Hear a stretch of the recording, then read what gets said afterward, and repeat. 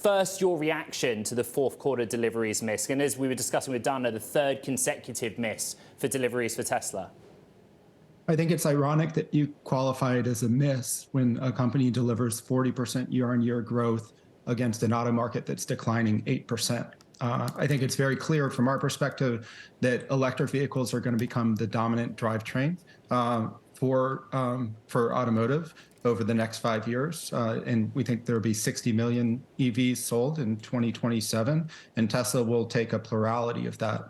And so they have a huge tailwind behind them. Equities are priced on the basis of future expectations of cash flow, not the quarterly delivery results. And so I expect that over the long term, this will resolve and will be seen as just a blip in the company's trajectory. Brett, you called it ironic. What I'm saying is that we need a yardstick, a benchmark on which to go by, right? It's 3 consecutive quarters of miss against consensus, but you also mentioned that 40% annual growth. Tesla set out once again in 2022 hopes of reaching a 50% annual average growth target. They didn't hit that either. Do you expect them to hit it going forward? Yeah, whether or not they hit their growth target is a function of production, not demand. And so right now the market is talking a lot about demand. I think it's probably true that consumers are confused by the US regulation and which EVs will qualify and what makes and models will. And so there is probably a demand kind of hiccup as people tried to assess and wait out kind of tax guidance for getting money off the vehicle starting in the new year. But ultimately, it's a question of whether or not Tesla can scale production. And they've demonstrated over time that they can. And I think that's we're making a huge transition from one drivetrain to another. Tesla is at least 3 or 4 years ahead of the industry in driving that transition. And we believe they're going to continue to scale, drive down cost of manufacture. Yeah. And that's not a scenario where you end up with a problem on even margins. As Dana mentioned, who knows what the margins will look like this quarter. I think over time, the company's delivered an ability to expand gross margins and operating margins as they have this incredible tailwind of demand for electric vehicles, which is the way in which we're going to ride around. Talk to us, though, about the competition, of course. You say they're well ahead of it, but competition is coming, and it's coming fiercely, Brett. Sure. So Tesla released the Model 3 in 2017, and it basically took the industry 4 years before there was a range and cost competitive vehicle with the Model 3. With that 2017 Model 3, and their cars haven't stayed the same. In March, we think that Tesla is going to announce a new vehicle platform, and that the cost of manufacture for that vehicle platform will be roughly half the cost of the Model 3. If you look at what happened when they released the Model 3, they had a massive gross margin expansion and massive unit volume expansion over multiple years. I think the same thing is going to happen with the new vehicle platform they announced in March. And so they're going to set the standard for the industry again. The industry will again be 4 or 5 years behind. And for shareholders, it's a great outcome.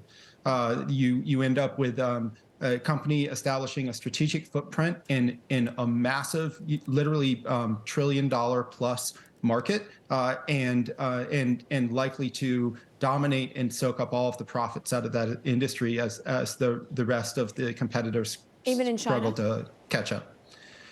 Well, I mean, China's a slightly different market than the U.S. and Western markets. I think that Tesla will remain at the higher end of the Chinese market, and clearly they have a beneficial and synergistic relationship with the government in China, and that they're providing demand for the Chinese battery ecosystem and releasing a product into the market that the Chinese domestics really enjoy and love. And that market's likely to be more competitive just because cost of manufacture is so much lower there. Right. Brett, ARK has a sort of long-term call on the stock, $4,600 per share, which you expect to materialize in 2026. I asked Twitter users and our followers, our audience on the show, kind of what they wanted to ask you. Many wanted to ask about that call, if it still is intact, but they also wanted to ask how much of it is reflective of the promise of full self-driving away from just the simple business of selling vehicles. Sure. So just a note that $4,600 a share, that was pre-stock split. So you have to make an adjustment for the stock split for the current adjusted share price expectation. Though our expectation hasn't changed, and in fact we're going through the process of updating our 2027 numbers right now. So keep an eye out for that, as well as our overall EV forecast and in our big ideas report that we'll release later this month. The roughly a third of the value of the business is the EV manufacturing the business in our view, and 2/3 of the value of the business is expectations for robotaxi. And that's a really important consideration here.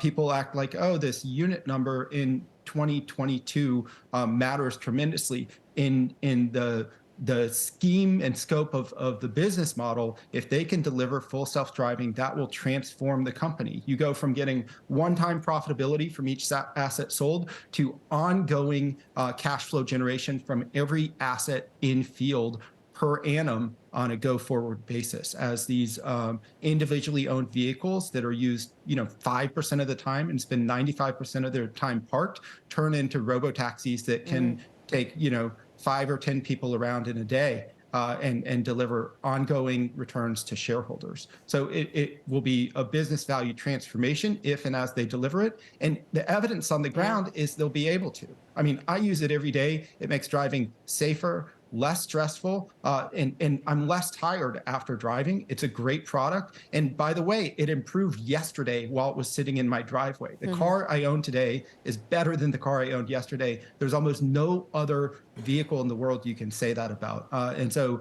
I think that the promise of that transformation to the business model is really extreme. And you don't need to assume it's going to happen in order to underwrite a really material return for the company.